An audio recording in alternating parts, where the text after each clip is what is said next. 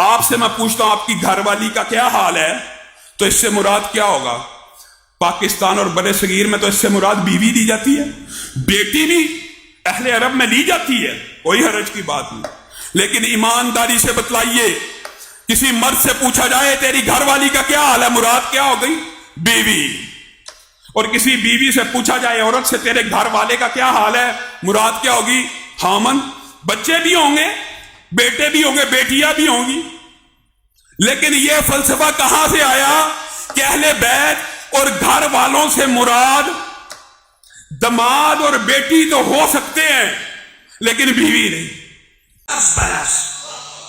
یا ایھا النبی قل لازواجک ان کنتن تردن الحیاۃ الدنیا وزینتها فتعالین امتعکن واسرحکن سراحا جمیلا.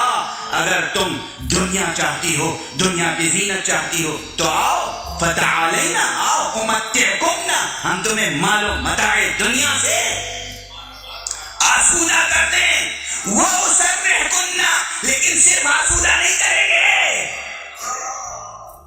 وَأُسَرِّحْكُنَّ سَرَاحًا جَمِيلًا، پھر ہم خوبصورتی سے تمہیں خود سے جدا کر دیں گے، آزاد کر دیں گے. دامن وقت میں گنجائش نہیں ہے. اس کے بعد کی آیتیں وہ ہیں جو صرف پروردگار کو زیب دیتا ہے کہ وہ اس انداز سے خطاب کرے. ہم تو ترجمہ کرتے ہوئے بھی لرز جاتے ہیں کہ کس سے خطاب ہے. اس کے بعد خطاب کا جملہ ہے، مجبور ہوں، قرآن کی آیت ہے اس لیے ترجمہ کر کے آگے بڑھ جاؤں. کہا اور سنو، اگر تمہیں آخرت چاہیے، نبی چاہیے، حیات آخرت چاہیے، اللہ، نبی اور حیات آخرت چاہیے، تو پھر ہم یقیناً تمہیں اجر دیں گے، تمہارا اجر بہت زیادہ ہے. اس کے بعد آیت آگے بڑھی، اگر تم میں سے کسی نے کوئی فحش حرکت کی،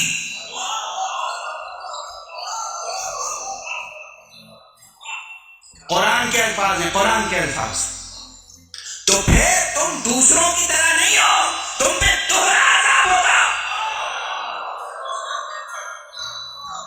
ہم تو ترجمہ کرتے ہوئے رونگٹے کھڑے ہو جاتے ہیں، ترجمہ کرتے ہوئے رونگٹے. یہ قرآن کے الفاظ ہیں. آغاز کیسا ہے، کس قسم کا آغاز ہے، کس سے خطاب ہے، کیوں ایسا خطاب ہے. 25 مرتبہ مؤنث کے صیغے آئے ہیں. آیت نمبر 28، آیت نمبر 29، آیت نمبر 30، آیت نمبر 31، آیت نمبر 32، آیت نمبر 33. 25 مرتبہ آیت تطہیر سے پہلے مؤنث کے خطاب آئے، مؤنث کے خطاب، عورتوں سے خطاب. اور اس میں کیا کہا گیا؟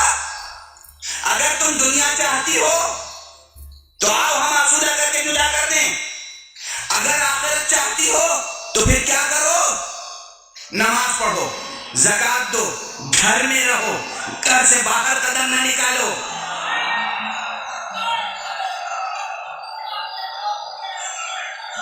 قرآن میں تاریخ نہیں پڑھ رہا ہوں. ابھی آپ جبل کی طرف رخ نہ کریں، بصرے نہ جائیں، قرآن دیکھیں.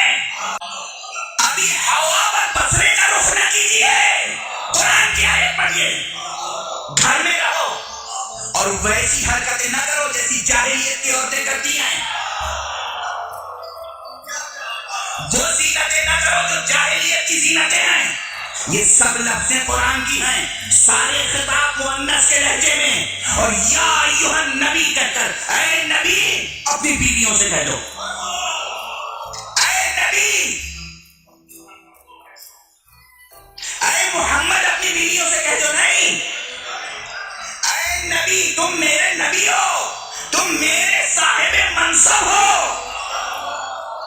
تم اپنی بیویوں سے کہہ دو کہ اگر وہ نبی خدا کی بیوی رہنا چاہتی ہیں تو ان کو کیا معیار اختیار کرنا چاہیے، کیا معیار اختیار کرنا چاہیے. تمہید مجلس میں میں نے عرض کیا کہ خدا کے 2 طرح کے ارادے ہیں. ایک ارادہ یہ ہے کہ وہ چاہتا ہے کہ تم کچھ کرو اپنی چاہت سے، اور جب وہ کچھ چاہتا ہے کہ تم یہ کرو اپنی چاہت سے تو خطاب کرتا ہے، حکم کرتا ہے، حکم کا مخاطب مکلف ہوتا ہے۔ تم نماز پڑھو، تم روزہ رکھو، تم حج کرنے جاؤ، تم زکات دو، تم جہاد کرو۔ ایسے یہاں پروردگار چاہتا ہے کہ بیویاں احکام الہی کو بجا لائیں تو فرماتا ہے تم نماز پڑھو، تم زکات دو، تم زینت جاہلیت نہ کرو، تم گھر سے قدم باہر نہ نکالو۔ یہ سب تمہیں کرنا ہے۔ اور ایک دم سے التفات ہوتا ہے، روح سخن بدلتا ہے۔ انما یرید اللہ لیذھب عنکم الرجس اہل البیت ویطہرکم تطہیرا۔ بیویوں تمہیں یہ سب کرنا ہے اور اہل بیت ان کا ذمہ ہمارا ہے۔ اب میں عرض کر رہا ہوں ایک اور مثال کہ جب یہ آیت نازل ہوئی اور پیغمبر نے جناب سیدہ کو، مولا امیر المومنین کو، مولا امام حسن کو، مولا امام حسین کو بلایا، چادر کا حصار کیا اور کہا اللہم ہؤلاء اہل بیتی، پروردگار یہی ہے میرے اہل بیت۔ اگر اس میں کسی ایک کے بھی اضافے کی گنجائش ہوتی تو قسم خدا کی وحی نازل ہوتی کہ محمد فلاں کو بھی شامل کر لو، یا یہ اہل بیت نہ ہوتے تو پھر بھی آیت نازل ہوتی۔ مثال یاد رکھیے کہ یہ تو بہت بڑا مسئلہ ہے۔ پیغمبر اپنی بیوی سے، بیوی کی خاطر اگر کہہ دیں گے اچھا تمہیں پسند نہیں ہے تو میں اب شہد نہیں کھاؤں گا،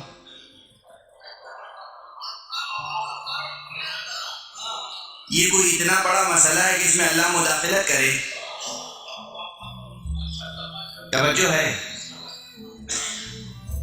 بھئی، اولن تو گھر کی باتوں میں کسی کو مداخلت عام طور پر یعنی متانت و تہذیب کے خلاف سمجھا جاتا ہے، اور پھر میاں بیوی کے درمیان کی گفتگو، میاں نے بیوی کی خواہش کا احترام کرتے ہوئے اور کہہ دیا کہ تمہیں پسند نہیں ہے تو میں نہیں کھاؤں گا، اپنی ذات کی حد تک بات، امت کے لیے تھوڑی کہہ رہے تھے کہ آج سے میں نے سب پہ شہد حرام کر دیا۔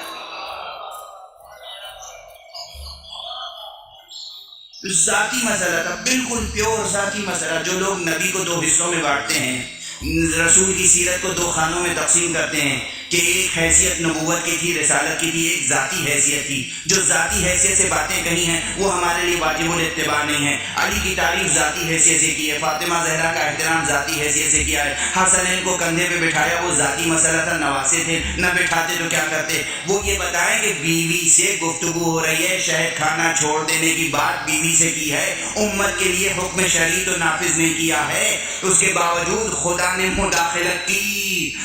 یا ایھا النبی، اے نبی تم کیوں اس چیز کو حرام قرار دے رہے ہو جسے میں نے حلال قرار دیا ہے؟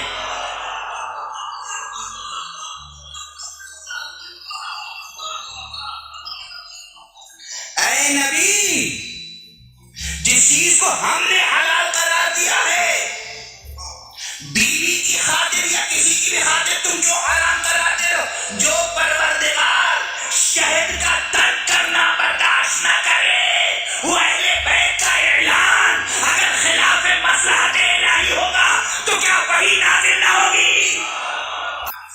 پیغمبر فرمانے ہؤلاء اہل بیتی، یہ میرے اہل بیت ہیں، گھر میں کہا، میدان میں کہا۔ اگر پیغمبر کا ذاتی فیصلہ ہوتا کہ ان کو اہل بیت قرار دیا اور میدان مباہلہ میں لے کے چلے، اور اللہ چاہتا کہ کوئی اور بھی شریک ہو تو وہی نہیں آتی۔ مثال ہے رسول اللہ نے کسی کو سورہ برات کی آیتیں دے کر مکے روانہ کر دیا، اللہ کی مرضی نہیں تھی تو آیت آئی، جبرائیل آئے، انہیں نہ بھیجو اسے بھیجو تو تمہارے اہل میں سے ہو۔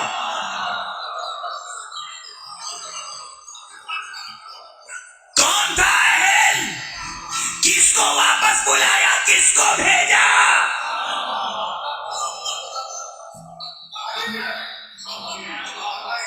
کس کو واپس بلایا یہ آپ بتائیں، کسے بھیجا ہم سے سنیں؟